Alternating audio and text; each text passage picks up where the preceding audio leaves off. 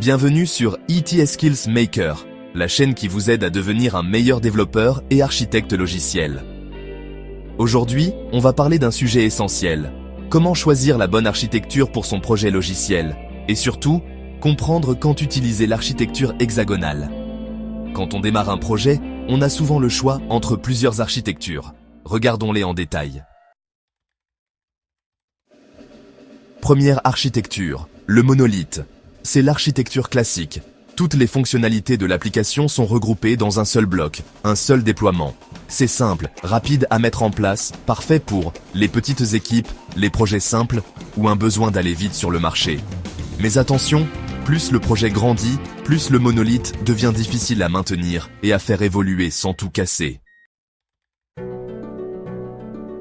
Deuxième architecture, les microservices. Avec cette approche, l'application est découpée en plusieurs petits services indépendants. Chaque microservice est responsable d'une partie spécifique du métier et peut être développé, déployé et mis à l'échelle indépendamment. C'est parfait pour les projets complexes, les équipes nombreuses, les besoins de scalabilité indépendante.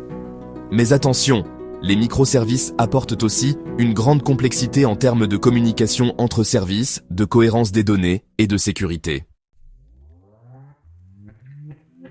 Troisième approche, l'architecture basée sur les événements. Ici, les différents services ne s'appellent pas directement.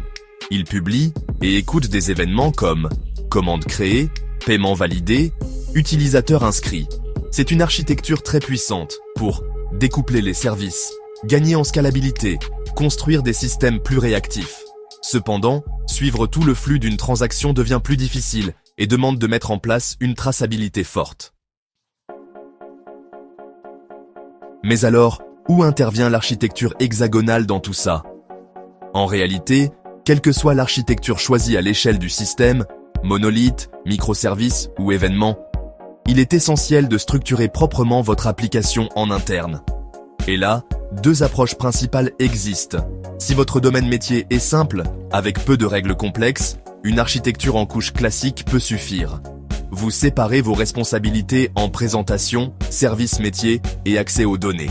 Simple, rapide, efficace. Mais si votre domaine métier est riche et complexe, si votre logique métier doit évoluer indépendamment des bases de données, API ou autres technologies, alors l'architecture hexagonale devient une excellente option. L'architecture hexagonale, aussi appelée Ports and Adapters, permet de protéger votre cœur métier. Votre logique métier ne dépend plus des technologies extérieures, la base de données, les appels API, les systèmes de messagerie.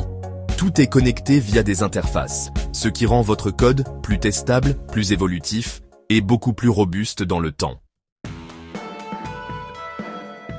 En résumé, architecture en couche adaptée pour des projets simples ou des domaines métiers peu complexes. Architecture hexagonale recommandée pour des projets avec un domaine riche, complexe ou exigeant une forte indépendance métier. Le choix de votre architecture interne dépend toujours du contexte de votre projet, de sa complexité et de ses besoins d'évolution. Si cette vidéo vous a aidé à mieux comprendre comment choisir votre architecture, pensez à liker et à vous abonner à IT Skills Maker. Et dites-moi en commentaire, utilisez-vous plutôt l'architecture en couche ou l'architecture hexagonale dans vos projets actuels? Je suis curieux de découvrir vos retours. À très vite pour d'autres conseils en développement et architecture logicielle.